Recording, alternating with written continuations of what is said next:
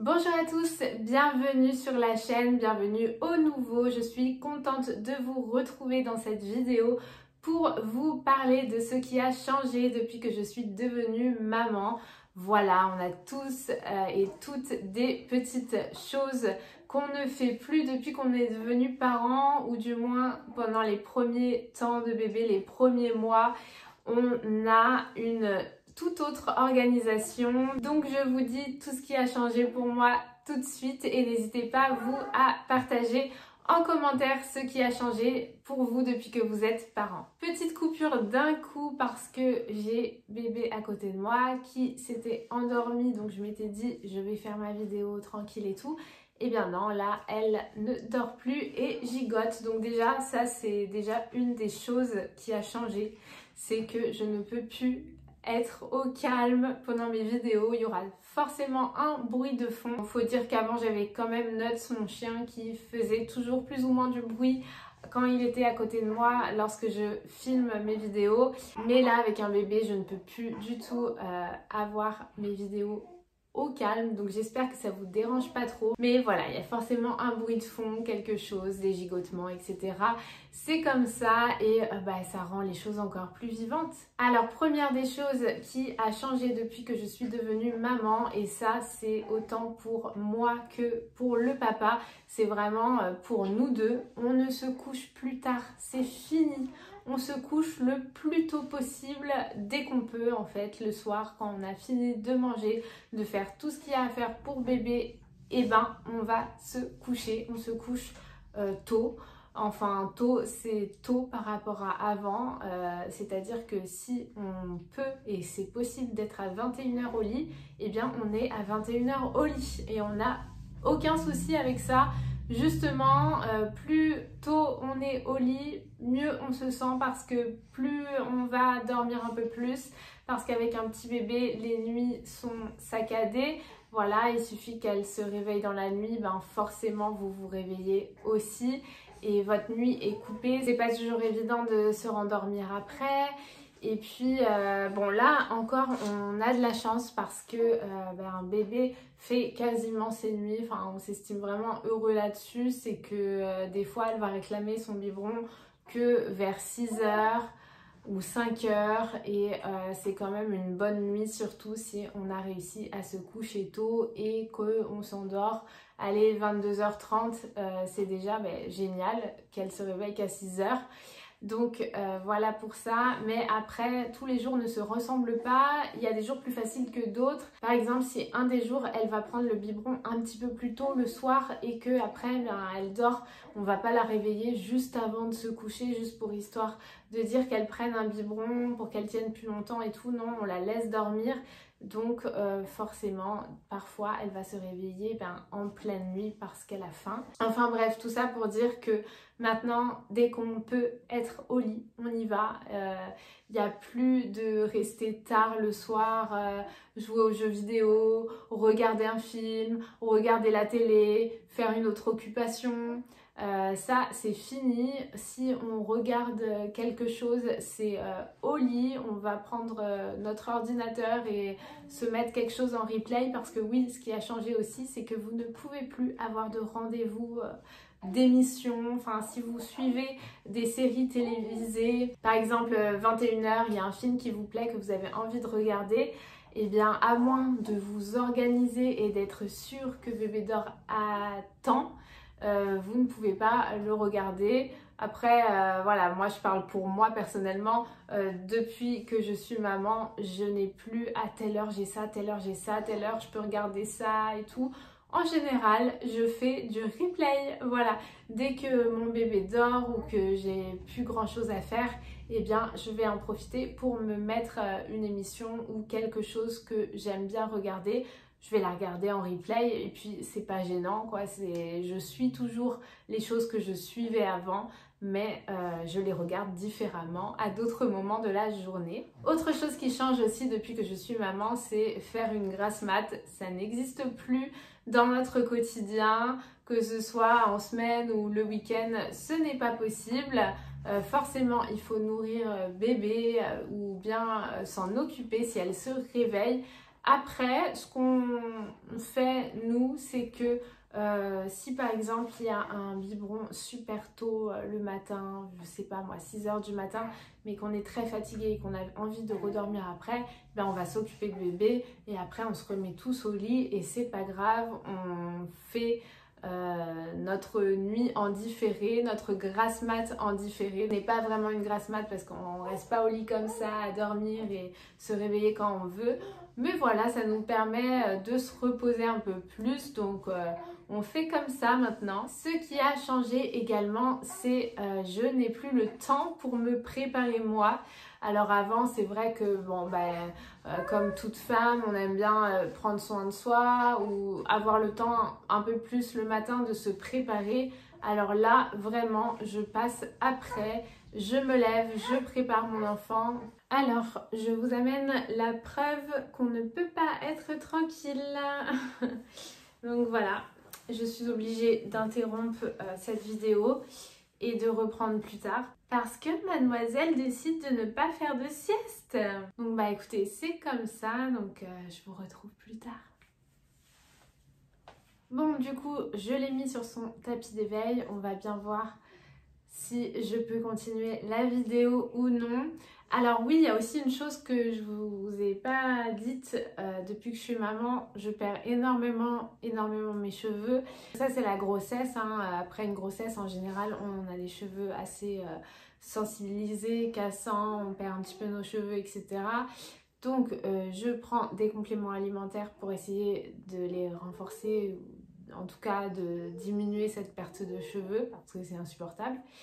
Et aussi, depuis que je suis devenue maman, je ne me laisse pas souvent les cheveux détachés parce que si par exemple je les ai comme là maintenant, eh bien on peut être sûr que je me les fais cramponner par bébé. Alors déjà que je les perds facilement, si en plus elle les tire, je vais me retrouver sans cheveux. Autre chose qui a changé depuis que je suis devenue maman, c'est par exemple quand dans un supermarché, je vois un enfant qui fait une crise ou un parent perdre un petit peu le contrôle, eh bien je vais plutôt avoir de la compatie pour le parent. Je vais comprendre vraiment la situation en tant que parent, que avant, enfin quand on n'est pas parent, on se rend pas compte. Des fois, même un enfant qui crie à côté de nous, ça nous énerve. Dans les transports en commun par exemple, en avion ou autre, souvent on se dit oh là là, un bébé qui pleure, nanani, nanana. Mais en fait, quand vous devenez parent, c'est inné d'un coup, vous comprenez la situation, vous vous mettez carrément à la place du parent qui doit sûrement être au bout de sa vie, en pleine honte totale. Donc franchement, vous relativisez et vous ne jugez plus, en tout cas, vous ne jugez plus des situations comme ça et vous n'êtes plus saoulé des enfants qui pleurent parce que vous-même à la maison, vous avez le même qui pleure. Donc voilà. Ce qui a changé aussi depuis que je suis devenue maman, c'est quand je vais me promener, faire les magasins. Donc déjà, j'ai beaucoup moins de temps d'aller faire les magasins. Mais si jamais voilà, je sors pour aller faire du shopping ou quoi, je ne regarde plus pour moi, mais vraiment vous êtes absorbé par tout ce qui est pour bébé, tous les vêtements de bébé, etc. Le shopping, c'est pour elle que je le fais maintenant et plus pour moi. Alors c'est pas bien, hein, faut continuer à prendre soin de vous, à vous faire plaisir, etc. Mais vraiment, ça a déjà commencé pendant ma grossesse, hein. Pendant la grossesse, de toute façon, vous n'avez même pas envie de vous habiller, tellement vous prenez du poids, vous rentrez. Enfin, c'est difficile de rentrer dans des choses, donc c'est difficile de vous habiller un petit peu plus joliment. Donc vous n'avez pas forcément envie de faire du shopping pour vous et en plus vous êtes impatient de rencontrer votre bébé, vous avez envie de tout acheter, que tout soit prêt, donc vous faites du shopping pour bébé. Mais à la naissance, c'est pareil, c'est ce qui m'est arrivé. En tout cas, je regarde que pour mon bébé. Mais voilà, il faut commencer à s'y remettre aussi pour vous, reprendre soin de vous. C'est important aussi de vous sentir toujours femme en tant que maman, vous n'êtes pas que maman, mais vous êtes femme avant tout. Autre chose aussi qui a changé, c'est quand je sors, souvent je néglige et je ne prends plus de sac à main. Je priorise le sac allongé. Donc soit on prend les deux, sac allongé plus sac à main pour vraiment différencier les choses. Si vraiment j'ai besoin de sortir quelque part ou voilà, je préfère avoir mon sac à main, je le fais. Mais en général, en tout cas pour l'instant, la plupart du temps quand je sors et que j'ai pas forcément d'avoir besoin d'un sac à main à part, eh bien tant pis, je fais la priorité au sac à langer de bébé. Donc je mets tout ce qu'il faut pour elle, je prends son sac à langer et je mets mes affaires à moi et ben dans le sac à langer aussi. Donc je ne prends plus de sac à main, mais en guise de sac à main, j'ai un sac à langer maintenant. Voilà, les mamans comprendront, mais on passe toutes par là, je pense. Ou alors, il y en a peut-être qui font l'inverse et qui, dans leur sac à main, se retrouvent avec un sac d'affaires pour bébé. Après, c'est aussi une bonne idée, parce qu'au moins, vous avez l'aspect sac à main. Que moi, du coup, là, j'ai l'aspect sac à langer et tout ce qui va avec. Depuis que je suis devenue maman, j'ai l'impression que le temps passe à une vitesse. Là, Maya a 3 mois, je n'ai vraiment pas vu le temps passer, sérieusement. J'ai l'impression qu'elle grandit, mais j'ai pas le temps de la voir grandir. On dirait que vraiment un bébé si petit comme ça, mais ça grandit tous les jours. Vous allez vous réveiller le matin, vous allez vous dire... Elle a encore changé, son visage, ceci, cela, maintenant elle tient ses jouets, etc. Vraiment, le temps passe à une vitesse quand vous devenez parent. Ce qui a changé aussi depuis que je suis devenue maman, c'est que maintenant je priorise tout ce qui est pratique plutôt que le côté mignon. C'est-à-dire que pour bébé, tout ce que je vais acheter maintenant en termes de vêtements, je vais bien regarder que ce soit pratique pour changer la couche par exemple, plutôt que ce soit une galère et qu'au final le vêtement je vais jamais le mettre. Bon, je vais finir la vidéo avec Maya dans les bras parce que vraiment aujourd'hui c'est pas possible. Je sais pas si vous avez des jours aussi comme ça, mais des jours où vous avez le temps de tout faire, mais au moment où vous pensez que bébé dort et que là vous faites quelque chose que vous avez envie de faire, il faut que votre bébé soit calme, et eh bien c'est le moment, comme par hasard, de la journée où ça va pas être possible, où elle va être infernale et où elle va s'agiter dans tous les sens. Et bien moi, ce jour-là est arrivé aujourd'hui. Donc ça a été toute la journée très très calme, pas de problème. Et au moment de la vidéo, donc c'est vraiment sur un court temps en plus, eh bien non, impossible, mais impossible de la calmer aujourd'hui. Donc bah, je vais finir cette vidéo avec elle. Donc j'étais en train de parler des vêtements, je priorise du coup le côté pratique. Bon là vous voyez une petite robe, mais franchement c'est pratique, un collant à enlever c'est très facile. Vous voyez tout ce qui est salopette où il n'y a pas de petits boutons au niveau du change, ou que du coup vous êtes obligé de tout enlever quand vous voulez changer la couche, ben ça par exemple c'est pas possible. Et évidemment quand j'étais enceinte, j'ai pas pensé à tout niveau pratique, et donc j'avais acheté quelques vêtements qui ne sont pas pratiques du tout, et je me suis rendu compte là en devenant maman que ben, je me casse même pas la tête à les mettre, alors que des fois c'est hyper mignon, c'est hyper joli, donc vous craquez, vous vous posez pas la question si c'est pratique ou non. Mais en fait, quand vous avez bébé à changer 10 fois par jour, si vous vous posez la question si c'est pratique ou non, et vous allez à l'essentiel, donc vous mettez pas forcément tout ce qui est hyper difficile comme habit. Et ça, voilà, c'est ce qui a changé depuis que je suis devenue maman, parce qu'avant, on se pose pas la question vraiment, même quand j'offrais des cadeaux à des enfants ou à des parents qui venaient d'avoir un enfant et tout. J'avoue que je ne me posais pas la question si c'était pratique ou non. J'achetais parce que c'était trop mignon, trop joli et tout. Et et on se met pas forcément à la place des parents. Est-ce que ça va être facile ou pas de faire avec? Donc je vous disais tout à l'heure aussi que c'était la galère pour se préparer, en tout cas que du coup je prenais pas du tout le même temps que ce que je prenais avant pour me préparer quand je n'avais pas d'enfant. Là je fais comme je peux, je passe après Maya, je passe après elle une fois que tout est prêt pour elle. Donc je prends le temps qui me reste en fait. Et par exemple, si vous voulez vous faire les ongles, ça aussi c'est impossible.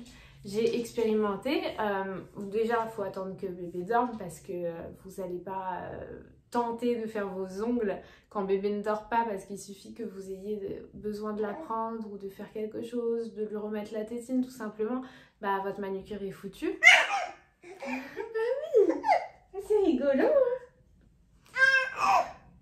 Du coup elle rigole. Et donc voilà, donc moi j'essaye de faire mes ongles quand bébé dort, mais comme par hasard quand je sors tout le matériel pour faire mes ongles et que bébé dort, je commence ma manucure, et bien elle se réveille en pleine manucure, donc là je me retrouve en galère. Et du coup c'est souvent comme ça pour chaque activité que en général on décide de commencer, on décide de faire, on se fait interrompre. Donc ça c'est aussi ce qui a changé depuis que je suis devenue maman. On est beaucoup interrompu dans nos choses à faire au quotidien, mais ça c'est tout à fait normal parce qu'un bébé a besoin de beaucoup d'attention et a besoin de vous tout le temps dans la journée, et le bébé va pas se dire ah non là maman elle est occupée une demi-heure, je vais rester calme et tout, non évidemment. Donc voilà, il faut être beaucoup plus disponible, prêt à arrêter de tout ce que vous êtes en train de faire pour s'occuper de bébé. Ce qui avait changé aussi, bon maintenant on a pris un rythme, une organisation, donc on arrive à peu près à suivre ça, mais au tout début ce qui a changé c'est que je n'avais plus d'horaire. Vous sortez de la maternité, vous n'avez plus d'heure en fait, le bébé est si petit, il faut lui donner à manger quand il réclame, ça peut être toutes les 3 heures, moins, enfin... voilà, et du coup on n'avait plus du tout d'horaire pour nous manger. En fait on faisait tous les soins nécessaires à bébé, on nourrissait bébé quand il le fallait, etc. et on passait après. Donc ça c'est encore le cas actuellement, on passe après évidemment, mais on a quand même réussi à trouver notre rythme. Maintenant elle a plus ou moins un rythme pour ses repas, pour ses biberons, hein, elle est toujours au biberon. Et nous, on a nos horaires pour manger. En général, voilà, c'est plus n'importe quand, n'importe comment dans la journée. Mais au début, vous pouvez ne plus manger en même temps, ne plus manger tous les deux avec votre conjoint, parce que il y en a un qui va s'occuper de bébé pendant que l'autre mange, et après on fait échange, on prend le relais, etc. Voilà, il y a plein de petites choses comme ça qui changent au début, à l'arrivée d'un bébé à la maison. Dites-moi vous ce qui vous a le plus bouleversé ou ce qui a le plus changé dans votre quotidien depuis que vous êtes devenu parent. Et dites-moi aussi à partir de quel âge vous avez réussi à trouver une organisation parfaite pour vous et bébé en même temps. Alors il y en a qui vont me dire qu'on ne trouve jamais l'organisation parfaite, et je pense que c'est vrai, on ne trouve pas forcément une organisation au final, puisque le bébé grandit, les enfants grandissent, et à chaque âge, chaque priorité et chaque chose sont différentes. Mais voilà, dites-moi à partir de quel âge pour un tout bébé vous avez réussi à reprendre votre rythme normal, manger à des horaires fixes, vous coucher à des heures à peu près similaires, etc. Ça m'intéresse de savoir. Et bien voilà, c'est tout pour cette vidéo, du coup en compagnie de Maya pour cette fin de vidéo.